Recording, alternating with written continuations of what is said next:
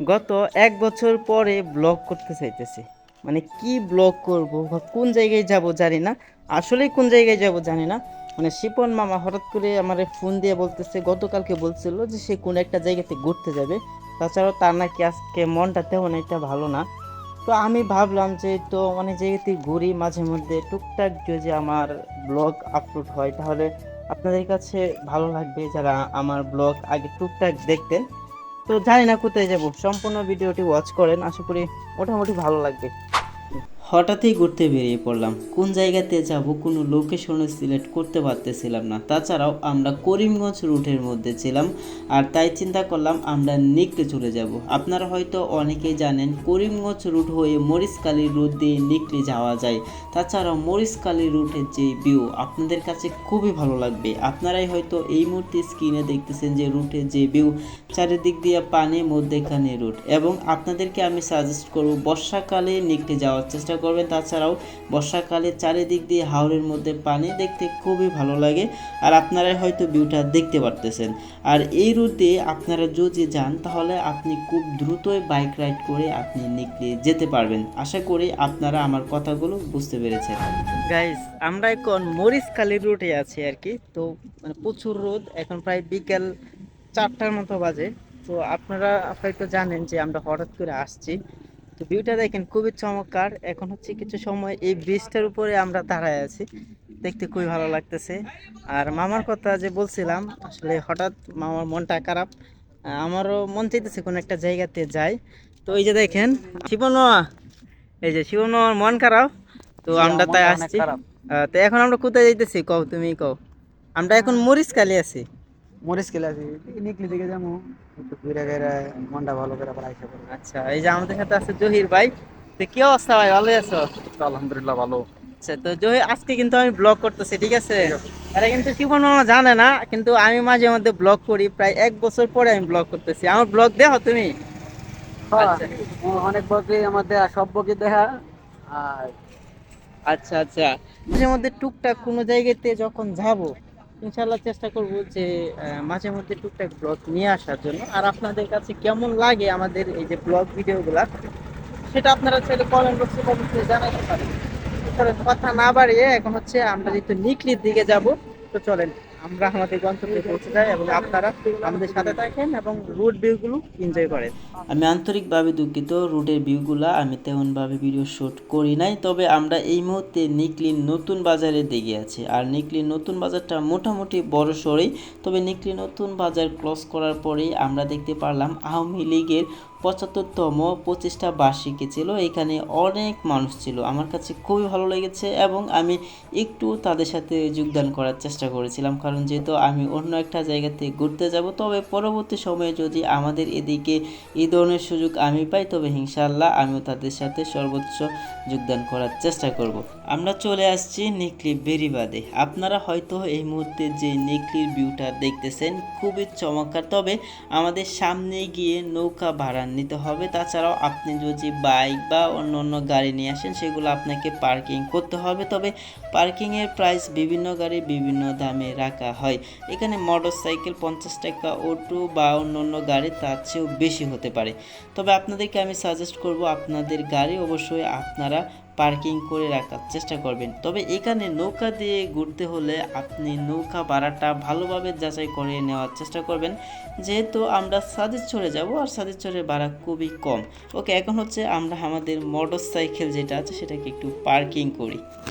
তো গাইস, আমরা কিন্তু আমাদের বাইকটা পার্কিং করছি। এই যে একজন চাচা আছে, এই চাচা এদিকে দাঁড়ান।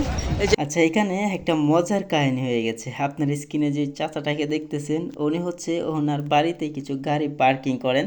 তবে আমি ওনাকে ডাক দিয়ে জিজ্ঞাসা করতেছিলাম যে আপনি কত টাকা করে গাড়ি পার্কিং করেন। উনি ক্যামেরা দেখা এত সস্তা বলতেছে, তারপর আমরা মানে হাসতেছি আর মজা করতেছি, আপনি এত কম কেন বললেন। আসলে অত্যন্ত সহজ সরল একজন মানুষ এবং খুবই ভালো মানুষ। আপনারা হয়তো দেখলেন যে তিনি একজন প্রতিবন্ধী, পাশাপাশি এরকম সুবিধা বঞ্চিত মানুষদের কাছে আপনি যদি কখনো হেল্প পান, তাদের হেল্পটা অবশ্যই নেওয়া আমরা মনে করি খুবই জরুরি।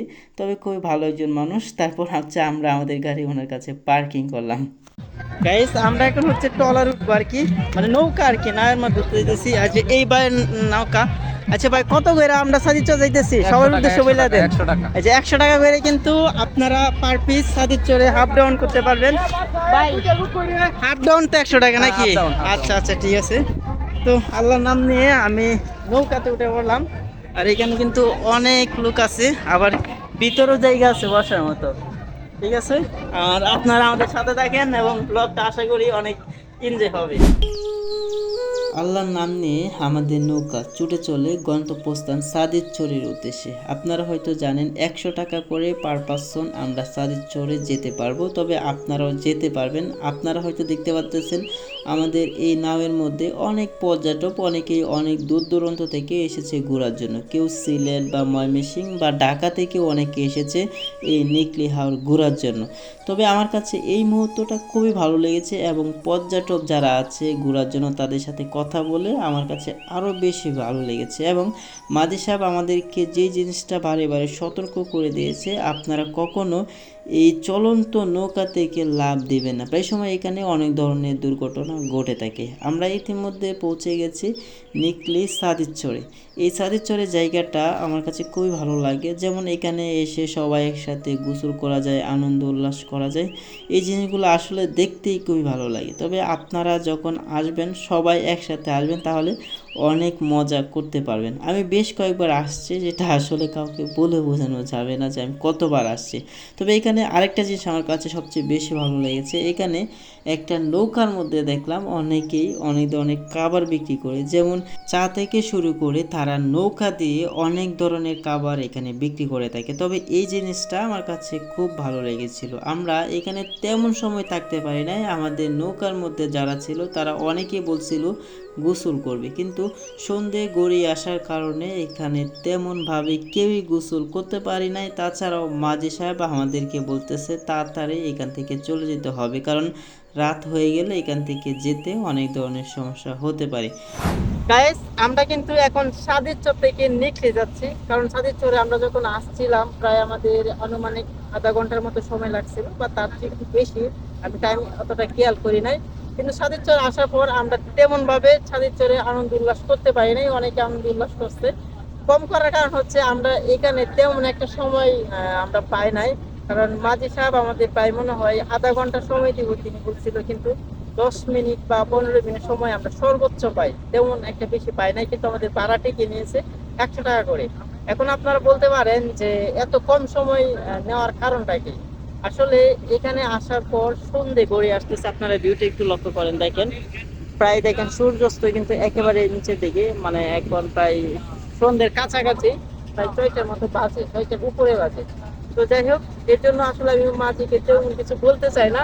দেখি আমার লগে যারা আসছে, আমার ভাই মামা, এরা রিয়াকশন কি। এই যে আমাদের সাথে হচ্ছে যে জহিরুল ভাই, আমার পিছে দেখেন। তো জহিরুল ভাই কেমন লাগলো নিকলে আইসা? আমার কাছে ভালো লাগে নাই, শুধু গোসলটা করতে পারলে ভালো লাগতো। মানে গোসল করতে ভালো ছিল। গোসল করতে গেলে নাই, মূল কারণ হইলো আমরা সময় খুবই কম পাইছি।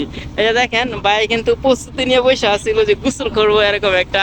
আর এই যে শিবন মামা, যার মন খারাপ, মনটা ভালো করার জন্য আমাদেরকে নিকলি নিয়ে আসছে। হ্যাঁ, তো দেখি শিবন মামা কি বলে। শিবন মামা কেমন লাগলো নিকলি? ভালো লাগে নাই, ভালো লাগে নাই, গোসল করতে পারি নাই।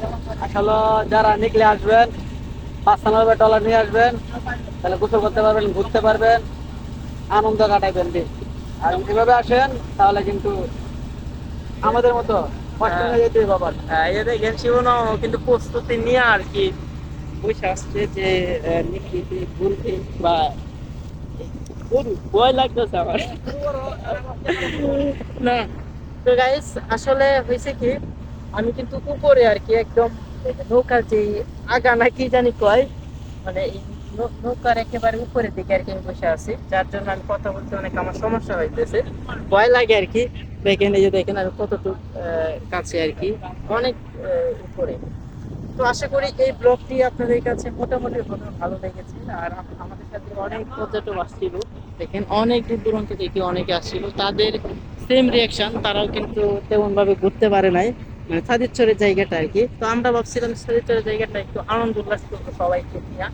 অন্য অন্য নামের লোকেরা কিন্তু ঠিকই অনেক আনন্দ উল্লাস করছে, এ দেখেন আমাদের আরেকটা নাও আমাদের ওভারটেক করে দিতেছে আর কি, খুবই ভালো লাগলো। তো এটাই সন্ধ্যের মধ্যে, আর তেমন কিছু বলতে চাই না। তো গাইস, এই ছিল আমাদের আজকের ভিডিও। আশা করি আপনাদের কাছে এই ভিডিওটি মোটামুটি ভালো লেগেছে। আর যদি ভালো লেগে থাকে তাহলে অবশ্যই এই ভিডিওর কমেন্ট বক্সে কমেন্ট করে জানিয়ে যাবেন, তাহলে আমি প্রতি উইকে একটি করে ভিডিও আপলোড দেওয়ার চেষ্টা করব। তো সকলে ভালো থাকবেন, সুস্থ থাকবেন। আল্লাহ হাফেজ।